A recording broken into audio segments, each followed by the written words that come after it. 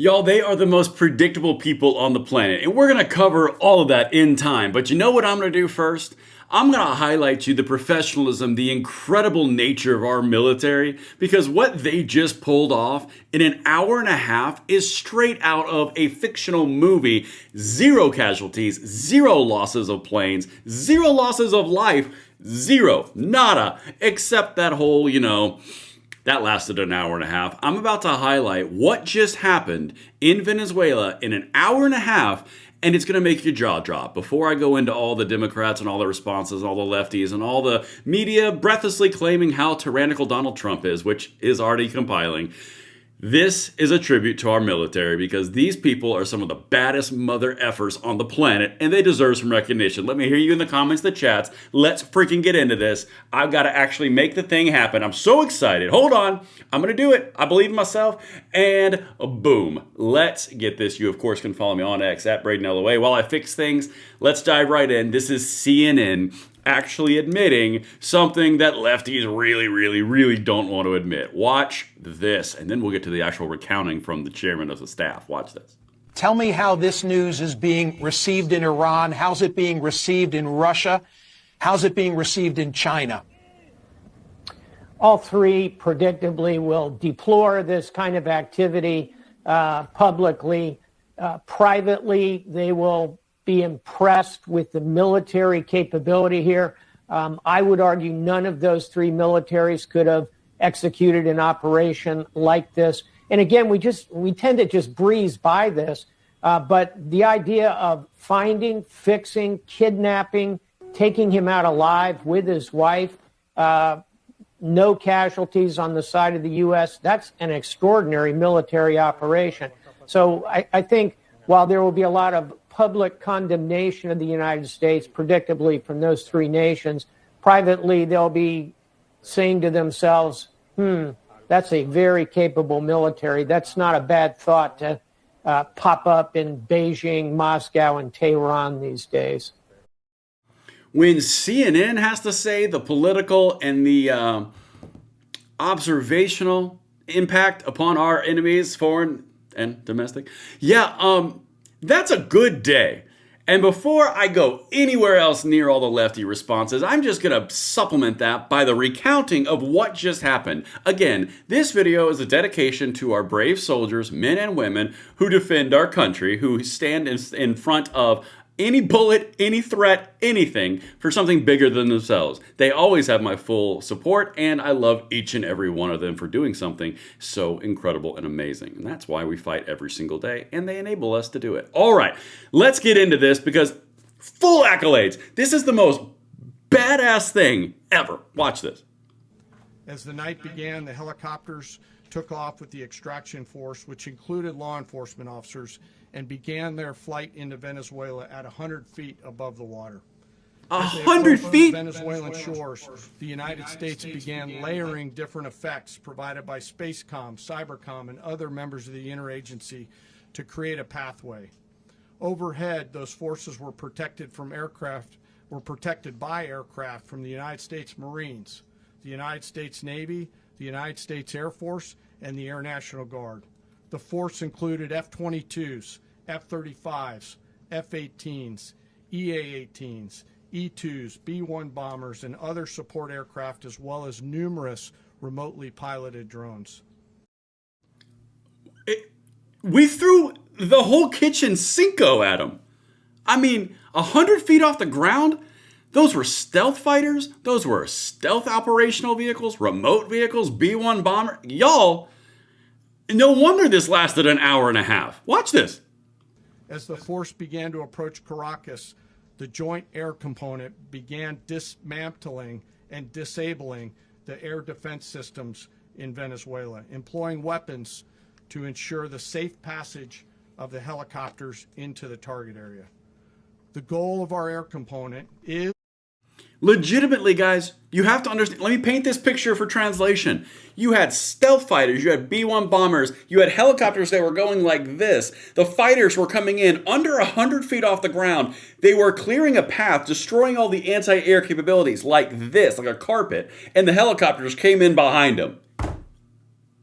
Let's go. was and always will be to protect the helicopters and the ground force and get them to the target and get them home. As the force crossed the last point of high terrain where they'd been hiding in the clutter, we assessed that we had maintained totally the element of surprise.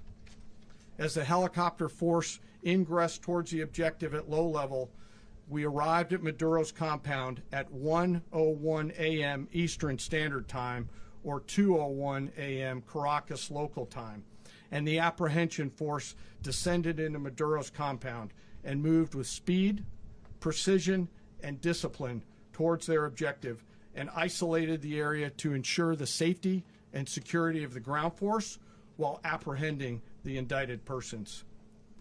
On arrival into the target area, the helicopters came under fire, and they replied with that fire with overwhelming force in self-defense. One of our aircraft was hit but remained flyable, and as the president said earlier today, all of our aircraft came home. So they fired back in the stealth operation, and they were met with overwhelming force. This is so America. I can almost hear the bald eagle screaming. I mean, like, my God, this is slick. All right, let's keep on going. Again, remember, 1:01 or 2:02, I believe, a.m. was the time that they hit in Eastern Time. That aircraft remained flyable during the rest of the mission. As the operation unfolded at the compound, our air and ground intelligence teams provided real-time updates to the ground force, ensuring those forces could safely navigate the complex environment without unnecessary risk. The force remained protected by overhead tactical aviation. Maduro and his wife, both indicted, gave up and were taken into custody by the Department of Justice, assisted by our incredible U.S. military with professionalism and precision, with no loss of U.S. life. Again, I want to highlight something for you guys real quick. I'm going to paint a picture with my hands. Bear with me. Let me hear you in the comments, because if this is not America, I don't know what is. Our military is incredible. Okay, so they fly in under 100 feet.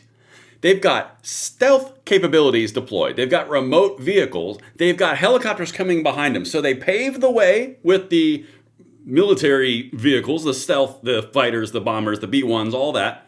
So they have that paved the way. The helicopters come in. The helicopters come in and they land in the compound. You've got air surveillance and you got ground surveillance coordinating the entire thing the whole time. The helicopters receive some fire. They're met with overwhelming force, and they're no longer an issue. And then they're sitting there for under an hour. What? Zero planes, zero American lives. This is remarkable. After securing the indicted persons, the force began to prep for departure. Helicopters were called in to exfiltrate the extraction force, while fighter aircraft and remotely piloted aircraft provided overhead coverage and suppressive fire. There were multiple self-defense engagements as the force began to withdraw out of Venezuela. The force successfully exfiltrated and returned to their afloat launch bases, and the force was over the water at 3:29 a.m. Eastern Standard Time with indicted persons on board. And that is an hour and a half. Remember, 2:02 Eastern Standard Time, 3:39. That is so that's an hour and 37 minutes. Everything that I just walked you through, and that the chief of staff just walked you through, literally in an hour and 30 minutes, we dismantled an entire military defense. If you thought that American enrollment was hot before, this is power. This is precision. This is prestige. This is perfection, stacking on top of the second perfect strike from the Iran strike. You've now got two strikes under the Trump administration in under a year, all of which were directly targeted, precision executed with zero loss whatsoever. I'm sorry, our military is fire, and I'm proud of every single one of them.